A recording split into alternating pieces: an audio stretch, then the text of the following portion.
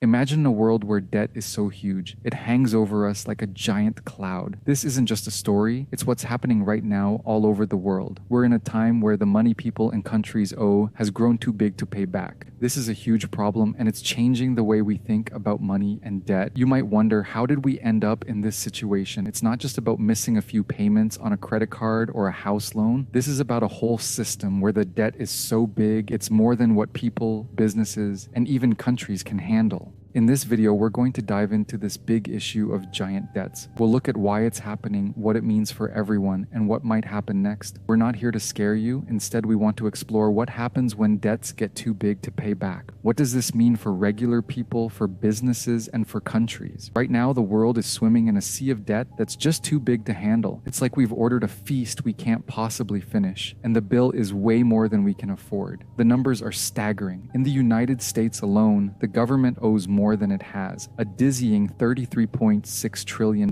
while the total money in circulation is just around $21 trillion. This isn't just a US problem, it's global. Countries all around the world are dealing with debts they can't pay back. But it's not just governments. Think about our homes, our cars, our education. Households are buried under about $17 trillion in debt, including mortgages, student loans, credit cards, and auto loans. It's a mountain of money that keeps growing, and the peak seems out of sight. And that's not even the whole picture. There's hidden debt too, especially in non-US banks and shadow banking systems. We're talking about another $65 trillion worldwide. This is debt that's not on the books, making it even harder to track and manage. So how did we get here? Well, it all starts with the way money works. The banking system can lend out more money than it actually has, creating a cycle where debt grows faster than the amount of money available. It's like a game of musical chairs, but with dollars and cents, and when the music stops, there's not enough to go around. This situation raises some serious questions. How do we tackle this massive debt? Can we keep pushing it down the road, or is there a breaking point coming?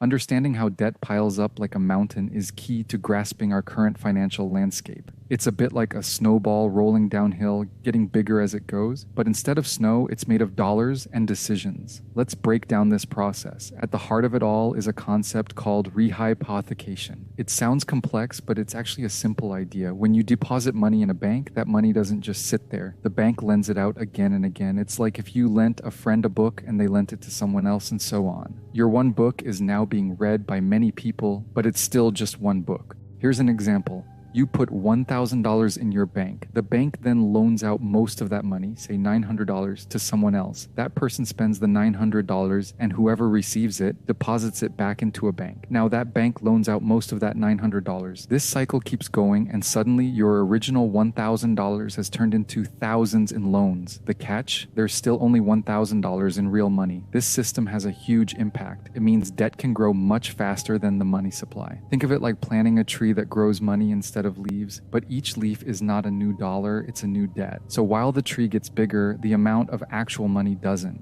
This process has played out especially in the US banking system. It's a big reason why the debt has soared so high. Banks and lenders keep reusing the same money, but the amount they owe keeps growing. It's a delicate balance, and if it tips too far, things can get messy. Now let's turn our attention to interest rates, a crucial factor in the world of debt. Think of interest rates like the temperature of the economy. When they change, they can either cool things down or heat them up. For the last 80 years, these rates have been on a roller coaster ride that has profoundly impacted our debts. From 1940 to 1980, interest rates and inflation were like dance partners moving up together. They reached their peak performance in the late 70s and early 80s. But then, the music changed. For the next 40 years until 2020, interest rates took a dive while inflation fell along with them. Imagine a balloon slowly losing air. That's what was happening to interest rates. But why does this matter for debt? Well, lower interest rates make borrowing money cheaper. It's like having a sale at your favorite store. You're tempted to buy more, so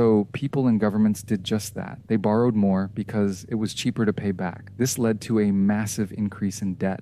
For example, suppose you have a credit card with a 20% interest rate and a $10,000 balance. Now, if the bank lowers your rate to 10%, suddenly you can afford to have a $20,000 balance for the same monthly payment. Over time, these lower rates encouraged everyone to borrow more and more. But here's the twist. In 2020, the interest rates bottomed out. Now they're starting to climb again and we're entering a new cycle, likely similar to what happened from 1940 to 1980. This shift is crucial because it means the cost of all that debt we've accumulated is going to start rising. It's like the interest rate sale is over and now we have to pay full price. Higher interest rates could make it much harder for everyone to keep up with their debt payments. It's like trying to climb a hill that keeps getting steeper. This is a big deal for our economy and for each of us personally. As we navigate the murky waters of unpayable debt, it's crucial to consider the paths that might lead us out. There are 4 main routes we could take, each with its unique twists and turns. Debt jubilee. This ancient concept, dating back to the formation of Israel, involves a clean slate, wiping out debt entirely. It's like hitting the reset button on a video game. In modern times, this could look like large-scale debt forgiveness. Think of the Biden administration's move to cancel student debt. When the burden becomes too heavy and those in power see an advantage, debt forgiveness becomes a tantalizing option. But it's not just about small-scale debts. Imagine if a government's debt, like the US's $33 trillion, was simply erased. The Federal Reserve, which holds a significant portion of this debt, could technically make it disappear. It would be like the government owing money to itself, a debt that doesn't really exist. Deflationary deleveraging. This is the dark horse of scenarios, often overlooked but potentially devastating. It's like a game of financial Jenga, where pulling out one piece can topple the whole tower. Here, as people and institutions start paying off debt, money gets sucked out of the economy, leading to defaults and bankruptcies. It's a chain reaction that can lead to a rapid decline in prices and a collapse in asset values. Much like America at that time just experienced a painful process, but can lead to a quick recovery if left to unfold naturally. Inflationary deleveraging. This path is where the central bank steps in like a superhero, printing money to save the day. It's like putting a band-aid on a wound to stop the bleeding. This approach was seen in the bailout of Silicon Valley Bank, where new money was printed to prevent a total collapse. While it helps in the short term, this path can lead to more money circulating, higher prices, and ultimately inflation. Productive output? Boom. The most optimistic but least likely path. This would involve a surge in technological advancements or discoveries, leading to a significant boost in economic productivity. It's like finding a new, super efficient fuel source that powers an economic rocket. This boom could offset the pain of high debt, much like the internet did in recent decades. However, considering the size of our current debt, this solution might be more of a dream than a reality.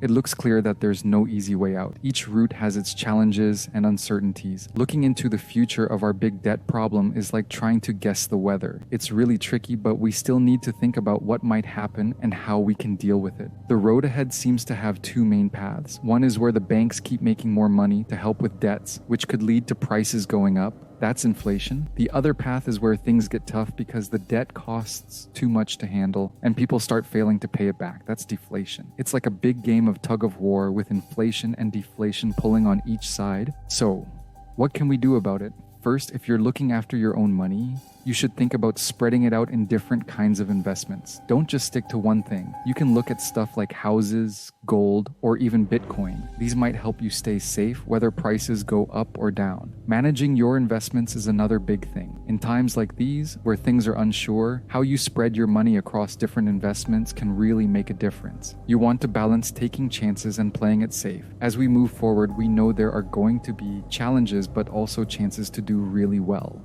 So it's clear we're dealing with something really big and complicated. It's not just about numbers or fancy money talk. This is about a challenge that touches everyone, from regular folks trying to budget at home to big businesses and even whole countries. Now we have to ask ourselves, what's going to happen in a world with so much debt? It's a big question, and it makes us think hard about what might be coming. We've looked at different ways this could go, like maybe forgiving a lot of debt or dealing with rising prices. Thinking about all this, we should remember that our choices about money matter a lot. How we handle our own debts, save up, or spend can actually make a difference in the bigger picture. So that's the end of the video. If you like this video, don't forget to subscribe and leave a like, and I'll see you in the next video.